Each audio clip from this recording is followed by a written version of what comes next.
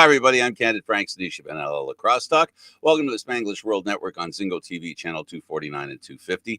Please remember to download the Zingo TV app at the respective app stores for iOS and Android devices. While you download, make sure you rate and leave a comment. Both apps are absolutely free. Zingo TV is available on Google Chromecast, Amazon Fire, Fire TV sticks, Roku sticks, and also on all smart TVs 2016 forward. Now joining us is our co-host, Gary Groob, and a very special guest in Bob DeMarco, the newly elected president of World Lacrosse, the international governing body of World Lacrosse. Of course, they develop lacrosse all around the world, handle tournaments as well. Bob, welcome to the program. Thank you very much. Happy to be here. And we're happy to have you here. I have to say, World Lacrosse right now is really getting an opportunity to be a part of this. But first, I want to know how you became a part of lacrosse. How did lacrosse come to you and you gravitate to it? Well, it happened a long time ago, now that I'm counting these years.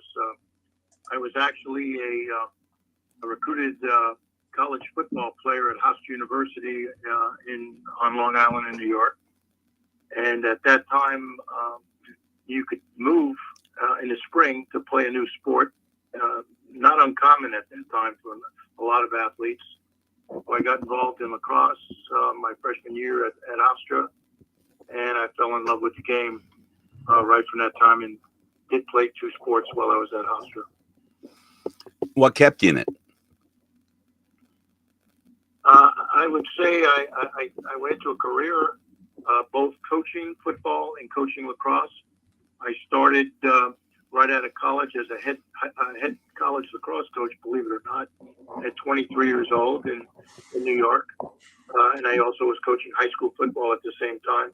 And had a dual career in that for a long time. I wound up being a head high school football coach in New Jersey. And also at the same time, for 20 years, I was the defensive coordinator at Division I Rutgers Lacrosse. So now here we are. What's the biggest thing on other than the Olympics coming up? What's the biggest thing that World Lacrosse is trying to accomplish? Well, I mean, our goal is, our mission is to grow the game around the world. And besides the Olympics, which is, we're now on board for LA 28, we want to be permanently on the card. And we're looking forward to working on Brisbane, Australia 2032. And then wherever the 2036 brings us. So between both of those, and then our general goals every year is, we govern the sport with our bylaws, constitutions. We have 92 members at the present time, soon to be 93. We also host tournaments. This past year, we hosted 3 World Championships, the U20 women in Hong Kong. And then recently in Utica, New York, the box lacrosse for men and women. It was the first time women played in the event.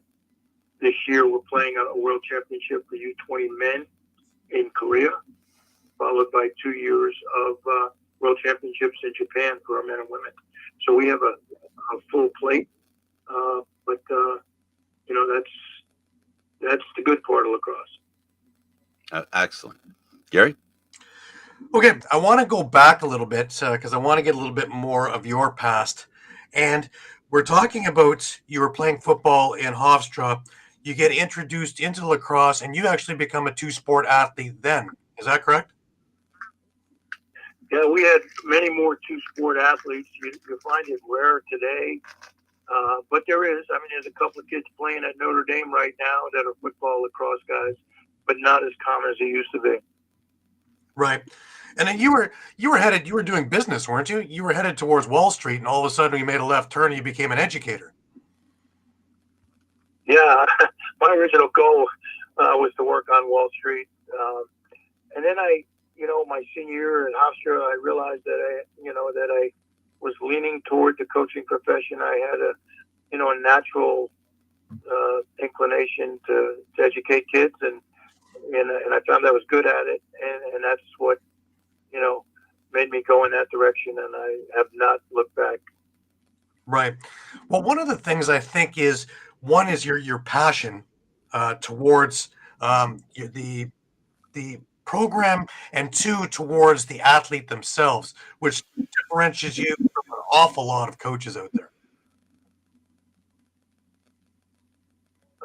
I didn't quite get that one about the athlete. Your your passion of the program and your passion towards your own athletes.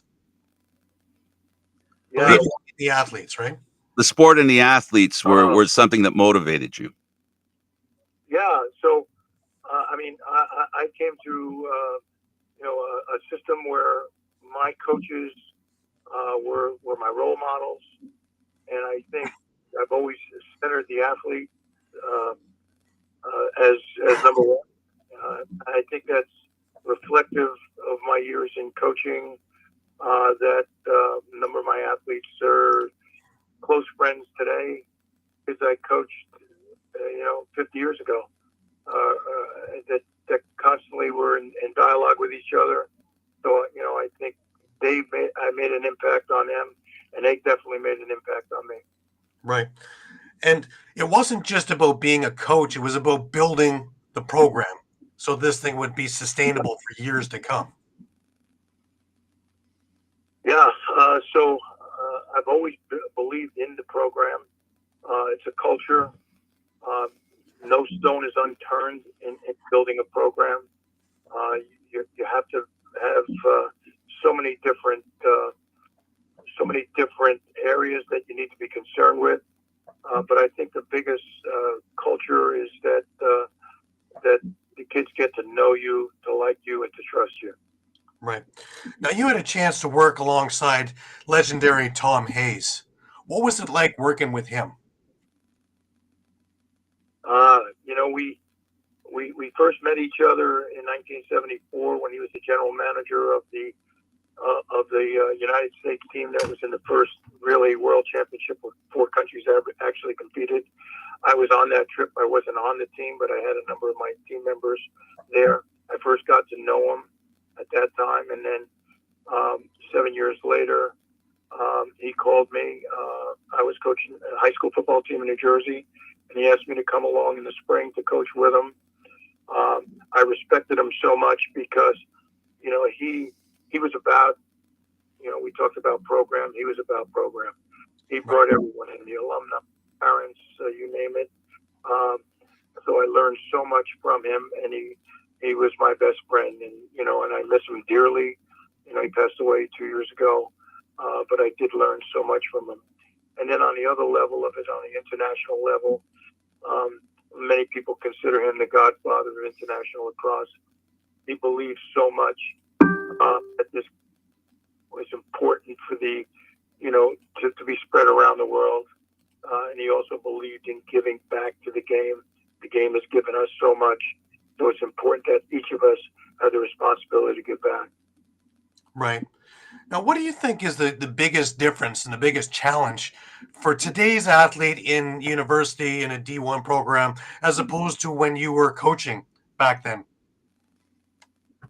Well, again, I've been away from coaching at the collegiate level for a while. I still coached up till not too many years ago at the high school level. Mm-hmm. I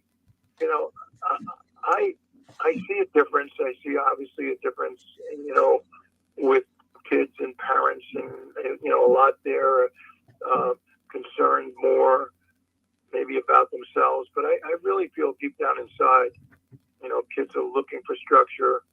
And, I always said to myself, if I had the ability to go back coaching again, I still feel I could relate with the kids today. As I say, if they feel comfortable with you and trust you, I think kids today are still the same. I believe that. Right. What do you think is the big hook nowadays with lacrosse? Because we've always had the game, just now it's starting to really pick up. Well, I think a number of factors. In the early days, communication was very difficult. We tried to work with countries you'd be going by letters, and now the social media, how much lacrosse is on TV, the structure of it, the beauty of the game. We always compare ourselves with baseball, and we got a lot of our lacrosse players that started in baseball. Lacrosse is action, fun, colorful, great culture. So I think that's where you see it. But I think more the social media presence and the TV coverage on it. Right. You've talked before about that even practicing lacrosse is fun comparative to doing, say, football drills or hockey drills, whatever.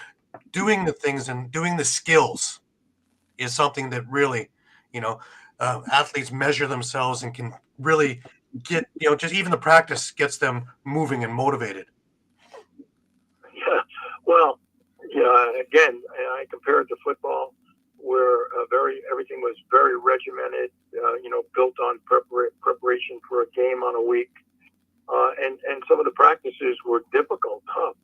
Mm-hmm. But lacrosse, whereas you go in, not to say that it's not a difficult practice, but each drill is fun. I mean, you're moving the ball, you're catching the ball, you're constantly on the go.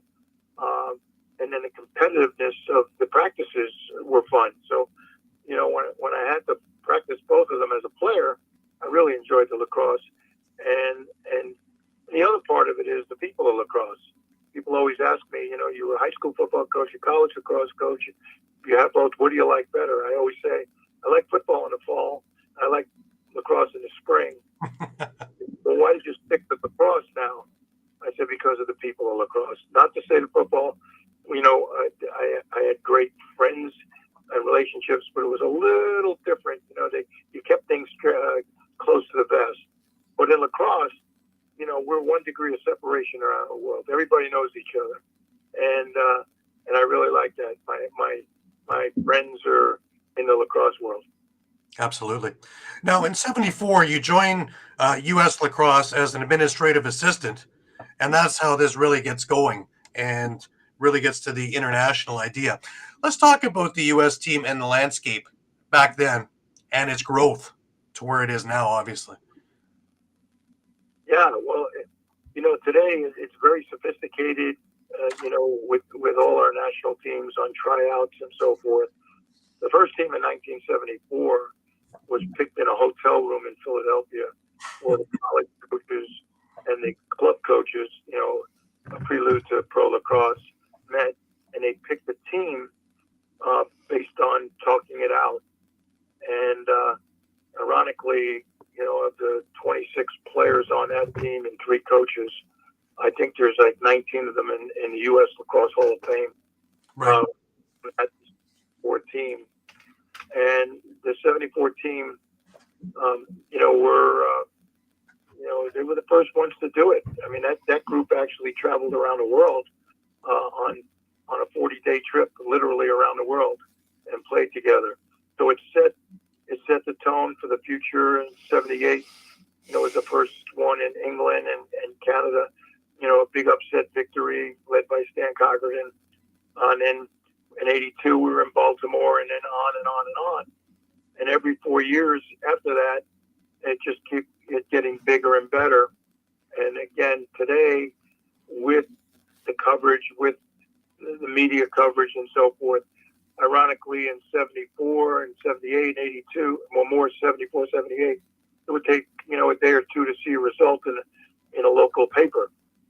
Whereas today it's instant with the television coverage on ESPN and all of that around the world.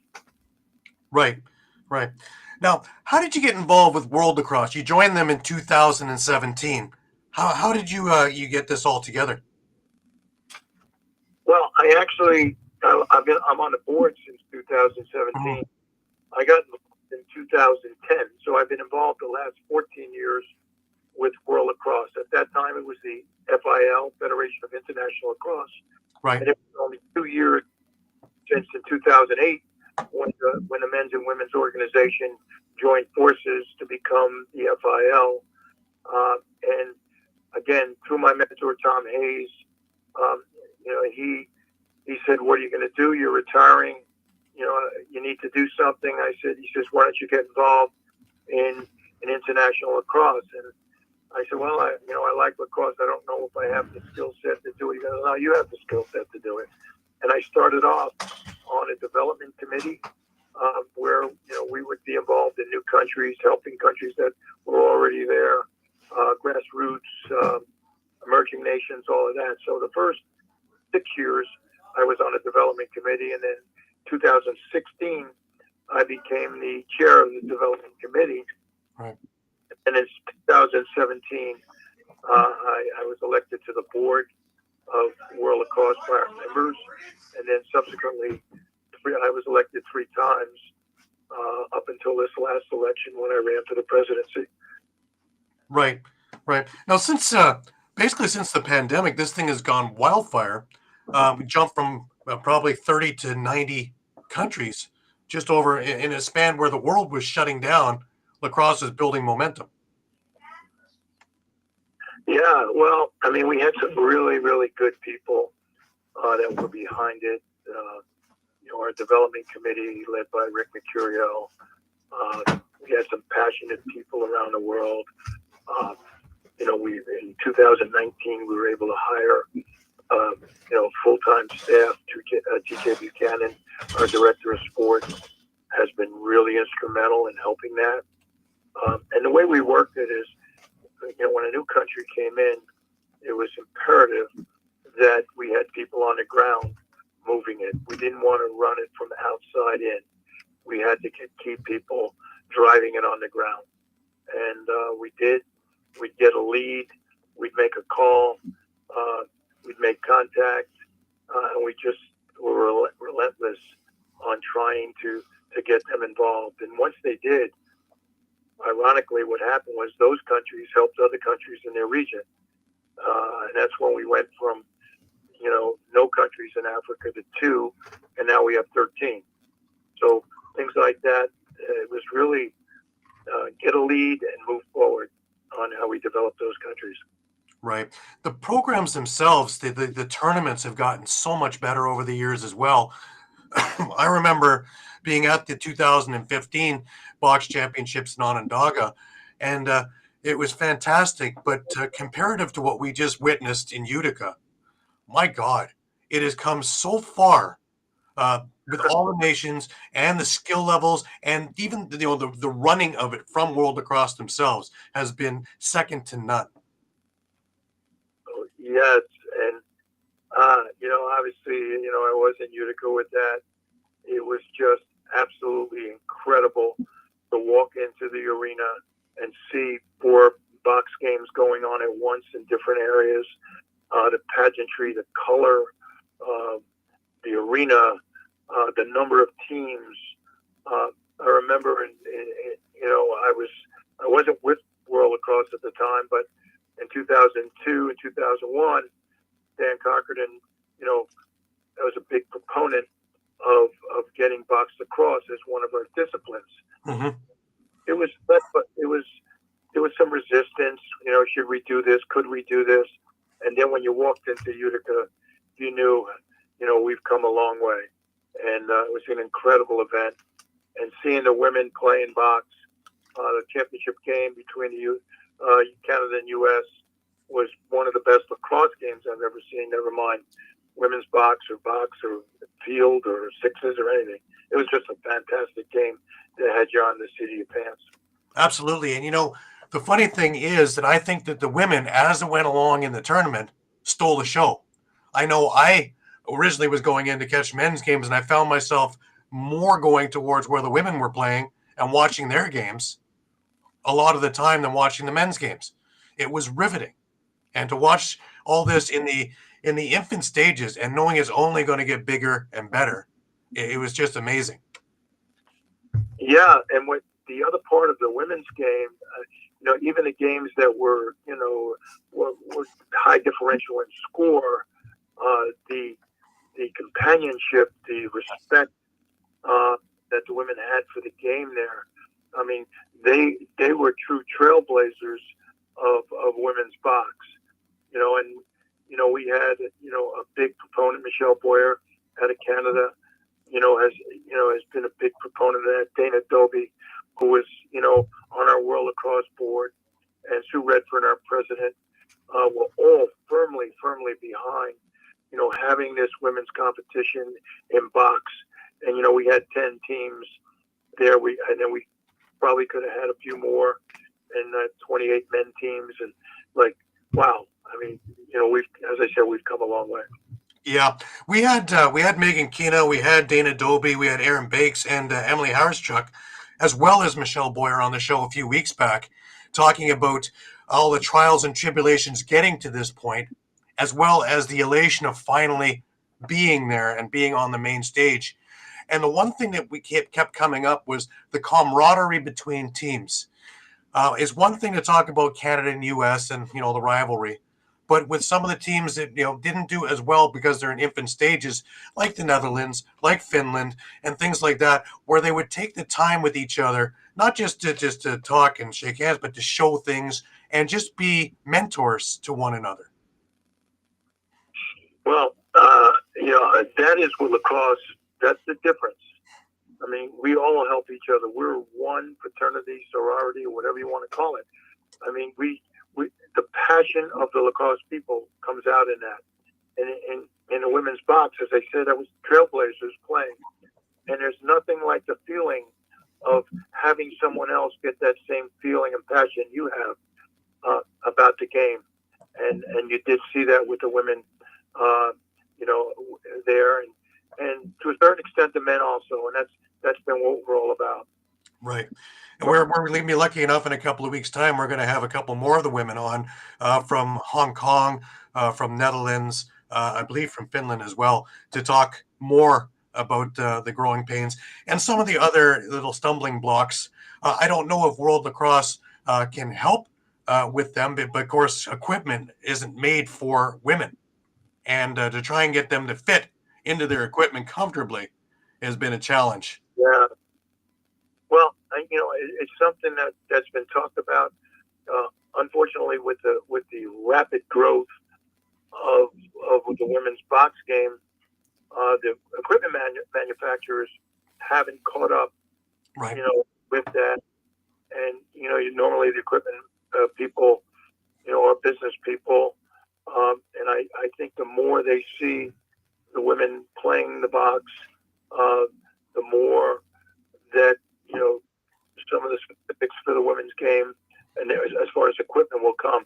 And also, I think World Lacrosse is looking to help in that area too. Yeah, it's unfortunate that the demand doesn't present itself fast enough for manufacturers to consider building or equipping women. So essentially, it lags behind.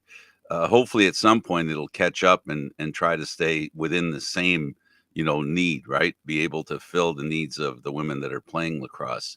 I wanted to ask you about international lacrosse from your perspective. You spent enough time in North America, right? You paid attention to what was going on in North America. Are there any subtleties that you'd like to share with us that in international lacrosse exists that maybe North American lacrosse is learning something from, even though they're new to it, something about the way they play? Well, I mean, I think I did mention this. I mean, you have to look at Japan. I mean, Japan in 1986. Now, that's not many years ago in lacrosse numbers. We're not even a nation. We had a group of people from Johns Hopkins that went over on an exchange. They had some students from Keio University come to Hopkins. They brought some sticks over. They did some clinics. And now they have 150,000 alumni that have come from the Japan program, mostly at the collegiate level, but now they're getting into the high school level. But Japan lacrosse has a motto that that's really followed now in lacrosse, and that motto is lacrosse makes friends, and they live by it, and they've taught us a lot. So I mean, a country like Japan is one. I mean, a country like Czech Republic, who started lacrosse behind the Iron Curtain. Right. They saw a picture of lacrosse in a Boy Scout manual, and they made their own sticks. And we didn't even know lacrosse in Czech Republic was going on until the late 80s. And now they're one of our top box programs around the world. They host tournaments in Czech Republic. They have their own box facility. So countries like that, are really, really special to us.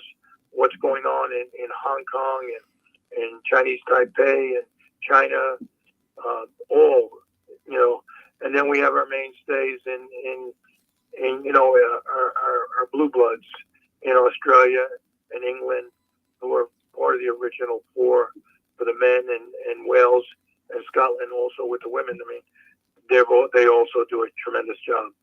So it's not just about how they play the game, it's how they live the game as well. That they see North Americans that play lacrosse with fresh eyes, that maybe things not that we take for granted, but that we don't consider as important as they could be. Because that statement that's made by the Japanese, their motto, it's not something that is new to me. I mean, that's something. Yeah, that's right. That's lacrosse.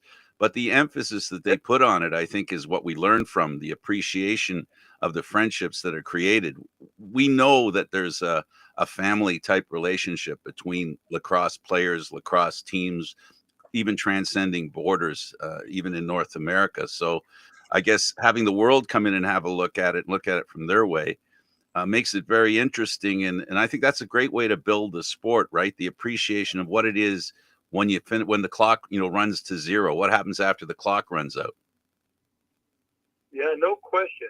And just the people through the years. I mean, obviously, the Haudenosaunee, and the creation of the game. I mean, they firmly, it's built in their culture.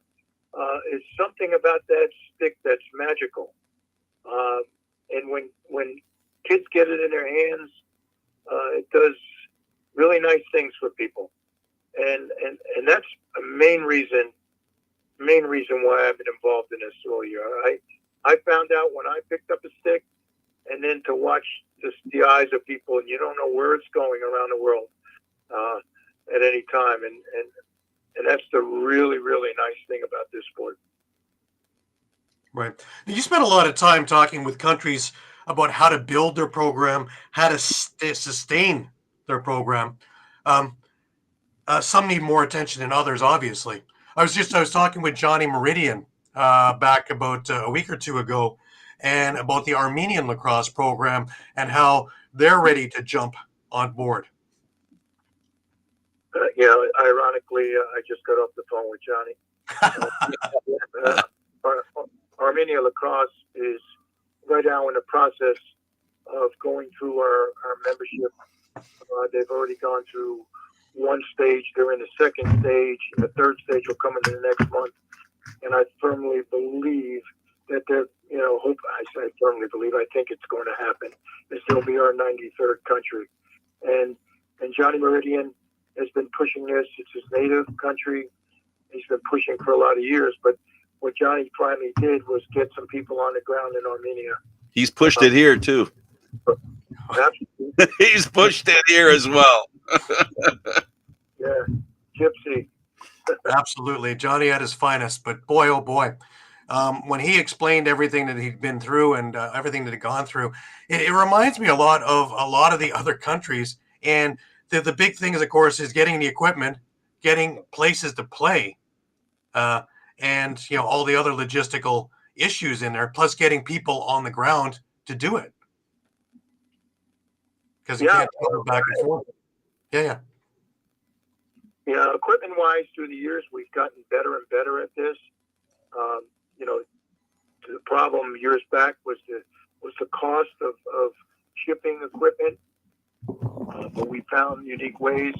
Having people visit there, and bring in loads and loads of bags. We played for bags, and it was a lot cheaper than to transport it. So we had those ways. We have manufacturers now, different parts of the world that are doing things. As far as fields are concerned, in some countries they do struggle with that because there's a financial issue, with fields. But they've been partnering, like a lot of the box people in Europe have been partnering with the hockey people. So in the summer, they're able to use their rinks similar to what happened in Canada years ago. Mm-hmm. So there are ways to get by that. Now we're finding equipment people. I know there's a group in England that has a store there. and we're finding it around the world that we're getting better at that. Well, if there's money in it, they'll take care of it. Yeah, well, I mean, there is money and so forth. I'm happy, myself personally, that doesn't drive me, Mm-hmm. But I know in the lacrosse world it drives a lot of people. Well, I'm talking about the equipment. That's something that unfortunately you have to. It has to be. The businesses aren't into being charities, no matter how much we want them to be, or even how cooperative they want to be. The bottom line does enter into the equation.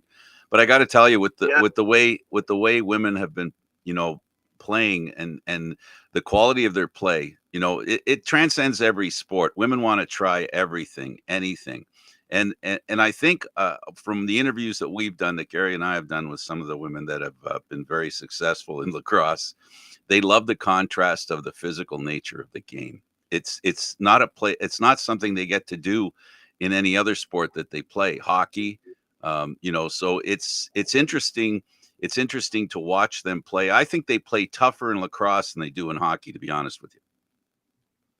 Really, I mean, at one time, Canada was really the only area playing women's box. That was not too long ago. But again, what's been done in the last couple of years, and it's just growing tremendously. Having organizations throughout the world. Michelle's led a group out of Australia, out of England, and we find it growing so fast we can't catch up with it. But that's a good sign. Absolutely. Absolutely. Now I want to transition to the Olympic thing. We'd heard about it for so long, and finally the dream becomes reality, and we have lacrosse in the Olympics coming up in 2028. Let's talk about that long and winding road and how we finally got there. Well, I mean, the journey has been for a long time. It was a vision, and that was a major reason why the men's and women's organization came together in 2008 to get there. A lot of the preliminary work was done by volunteers. We had tremendous leadership. When we got involved in some of the lower organizations like World Games and Sport Accord, but we got to the point where we started to really, when we took on full-time staff and our CEO, Jim Shear, came aboard, we started to get closer to the goal line. And I think the work that was done by everyone in lacrosse took us, across the goal line to get into LA 28. The big thing about LA 28 is we cannot let that end at LA 28. It just cannot be.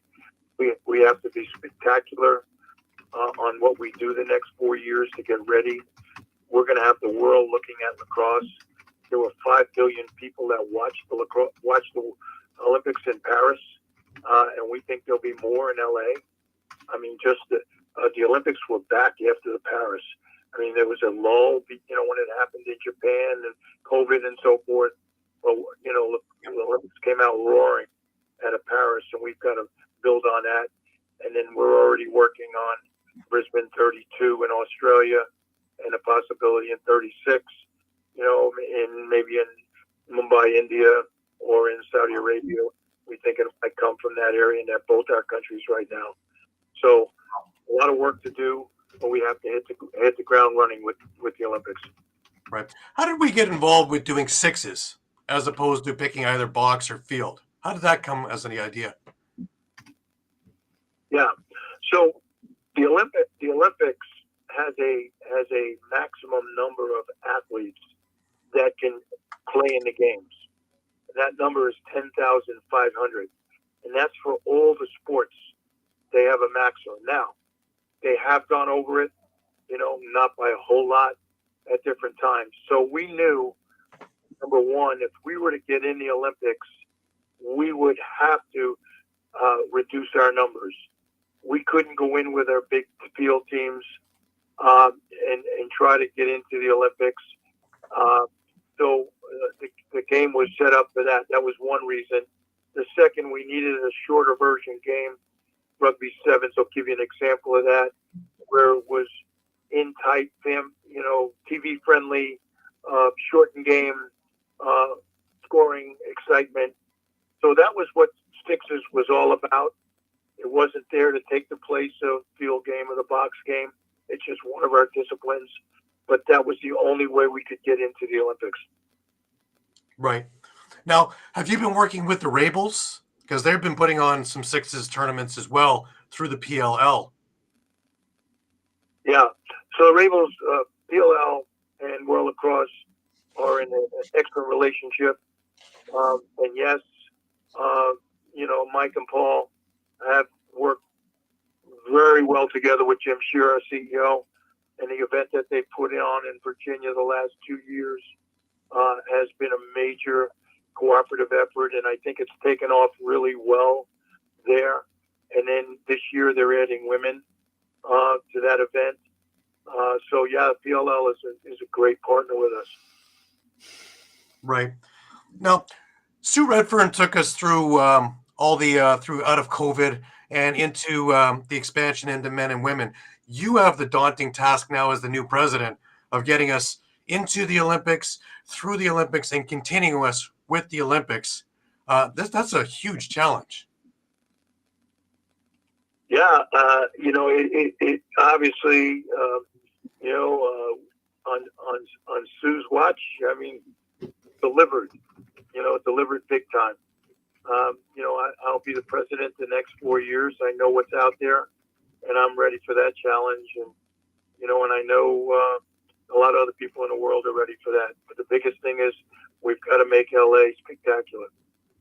Absolutely. Absolutely. Now, you've brought up this in past is the importance of regional championships, things like the Pan Am Games, Asian Games, European Games, Commonwealth Games. Should we be expecting to see lacrosse in all of this continually? It's always been a goal of ours to get into, world type games. I mean, we had the good fortune of 2017 to have our women play in the World Games in Poland.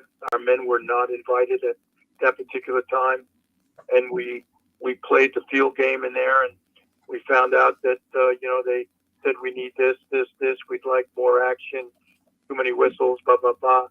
And then when we went to we went to Birmingham, Alabama 2 years ago, and our Sixers were played, and we sold out the place in Birmingham, Alabama. Olympic people were there to watch us, and it was so impressive. There were so many great games. Canada winning, both the men and the women. Watching Japan win a bronze medal with a sold out crowd.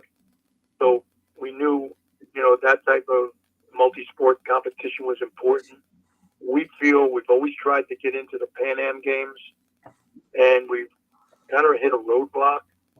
And I think what the Olympics has done for us in LA, now we're getting calls from the Pan Am asking us about lacrosse being in the Pan Am Games. There's games in Asia, there's European Games. We need to be part. That needs to be part of what we do in the future. Because the other part of that is a number of our countries are now getting support from their governing bodies, their Olympic committees in their own country, and a lot of the funding that they get is based on how they're doing in competitions, how good they are, how much publicity they get, and we're finding right now by having those regional competitions, it's really going to help our countries getting more financial assistance from their countries. Right. You've also had quite the support staff now over the years as World Lacrosse has grown. We talked about earlier about getting a few full-time guys on. This is a huge organization now with a lot of tentacles going in a lot of different directions, really for the good of the game. Yeah, we've been fortunate, being able to get funding, and then we also found out, when you had volunteers doing it, like myself and other people, I mean, as passionate as we all were, It wasn't their full-time position. They weren't experts at it. And now you see, we brought in the professionals on this, and wow, so many more things can be done. I mean, just look at our social media presence in Utica. I mean, with TV coverage, our TV package now, this is all done because of our professional staff now. That that's what they do, and they do it so well. Yeah, I agree. I've been part of the media, part of it for a number of years now, and it has just gotten so much easier to work with and work through in these competitions. I know San Diego was a breeze. It was fantastic. Hardly any glitches anywhere, and if there was somebody there at the ready to fix it. They're really a great organization and some great people you have working in all these departments. Yeah, well, Christy Cahill, she's a pro. I mean, as good as you can get. And I know from your end, every T is crossed and every I is dotted. I mean, does it extremely, extremely well. And you just have to look at the numbers that have increased in our presence. Years back, it would take 2 days to get a score coming back from a country. Now, it's instant. The other part of it is the communication is so much better, with WhatsApp and FaceTime. And when I first started this, a call might cost you $30 to make a call. And then, I could call, Delhi, India, and like right now, and talk to someone like they were, right next door. Right. Yeah, big difference there. I also thought that there were more challenges, of course, in the 2023 field lacrosse championships because, it was all at San Diego State, but it was spread out in a number of different venues all over the place, as opposed to, say, Utica, where it's all in really a building, two buildings combined, so that you're able to get them at any point. For it to be that glitch free is really a testament to her and the entire organization, I think. Yeah, well, the venue at Utica, I mean, we didn't know how that was going to be, but their bid was great. We saw the facility, and I think anyone that came out of that event, was so impressed, and it was so accessible to the people that's, not only were in the facility, but around the facility, getting to it was great. I mean, all our venues have challenges to it. I think San Diego, I think the biggest thing that came out of San Diego was the big timeness of the event. Mm-hmm. When you went to that, and it was like an NCAA, championship event weekend, Final Four weekend. Lacrosse had come to the big time in a stadium of that atmosphere. Scoreboards, everything was first class. But all our events have done different things. The one we had before that, was in Netanya, Israel. I mean, we had 46 countries playing in Israel. Now, who would have ever thought in their wildest imagination that lacrosse would have a world tournament in Israel? And Israel, just rose to the occasion there. And the experience that, those players had there was incredible. That year before that, we were, 2022, we were in Towson. Wonderful event, first class. And then the one we had in England in 2017. We've gotten better and better as we've done this. And hopefully that continues in the future. Right. One of the things that really caught my attention in this one in Utica was the opening ceremonies. Now, the Olympics have nothing on what you guys did there. That was just spectacular. The entire pageantry of it all was wonderful. Yeah. Well, I mean, having the Haudenosaunee at any place is going to make it really, really special, especially in that area. So, that, again, getting back to it, that's what the game is all about. Mm-hmm.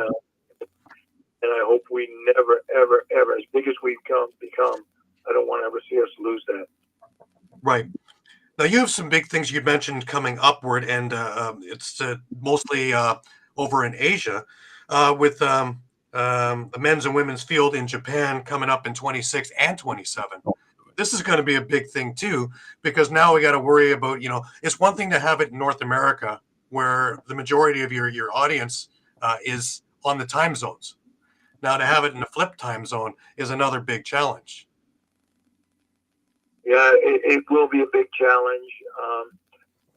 From the North America side, I see that, but I also see worldwide, the exposure that we're going to get. And anything that Japan does, they do it so well. I mean, you're going to see packed stadiums in Japan. Mm-hmm. The event's going to happen in Tokyo. It'll be a smaller number of teams. 16 teams will be in this tournament. It's the first time we're down. Now we'll have a secondary tournament, and it's a good possibility to be somewhere else in the world, or possibly in Japan, or possibly in Europe, where the next 24 teams will play. But I think there'll be a smaller tournament there. But similar to the Olympics, you might be, having events at different hours for people in North America. Right. Japan's special because, in my opinion, they're probably the country that's made the most growth in the shortest amount of time. Just watching the men's team in the 2023 field, they blew me away. Absolutely blew me away with their skill and mostly homegrown talent. So it's going to be terrific. I was fortunate to see them when they first started. When I worked at Rutgers, we had Rutgers lacrosse camp, and we would get 60 to 90 Japanese lacrosse players coming in during the summer, and watching them. When they first started, you'd ask them to do a technique, and they'd stay out there for an hour practicing that technique. The difference in Japan lacrosse today, their players are, they have magic feet just like the North Americans have magic feet and great sticks. So that developed over time. That's why if it could be done there, it could be done anywhere. Right. Even watching the women, they weren't in the women's championship, but they were all with the men's team as support and doing anything they could, cheering on their teams. Just the camaraderie. Again, what the lacrosse community is all about. Yeah. And not only that, I think that's the culture in Asia. When Hong Kong comes to an event, a lot of their families come to the events. When we had the U20 men in Ireland, you saw a lot of the families come from Chinese Taipei and China, and Japan. So it's really nice to see that part. Right. Now we only got a couple of minutes, Bob. The next big one, I guess, is the under 20 in Korea next summer. What do we have to look forward to with that? Well, we're in a process right now where a number of our teams are actually working on their rosters. It'll be a similar tournament to our women in Hong Kong with the number of teams. I believe they're going to be 20 to 24. I'm not exactly sure the number right now, but it's going to be held on an island outside of Seoul, Korea, and they've held tournaments there.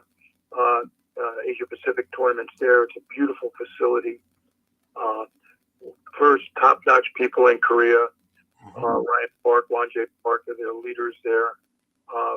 They've done a really great job of not only, in Korea, but promoting lacrosse in the Asia Pacific region.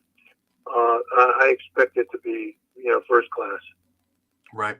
I want to take the time just to thank you so much for taking your time with us and going through everything. It's been it's been a quick hour, and I wish you all the best and all the success over your 4-year term as president. And very, very, let's hope that lacrosse just explodes after the Olympics. Well, I appreciate it from your end too. I've been following your column on Facebook for a long time. And glad to be able to talk today with both of you. Really impressed. And anytime you have any calls, questions, I'm here. And remember, lacrosse makes friends. Absolutely. I agree. I concur. Bob, thanks for doing this. You're welcome. Bye-bye. Okay, for Bob DeMarco and Gary Groob, I'm Candid Frank Stanisci. Thank you for watching NLL Lacrosse Talk, seen live on Thursdays at 4 p.m. Eastern Standard Time. The show can also be heard on the Spanglish World Radio Network. For Lacrosse Talk news, entertainment, and other sports programming we offer, please check out SpanglishWorld.ca. Spanglish World. Watch it, hear it, read it, download it, live it. Thanks for watching, everybody. See you next Thursday. Pick up a stick. Figure it out. Enjoy it. Bye.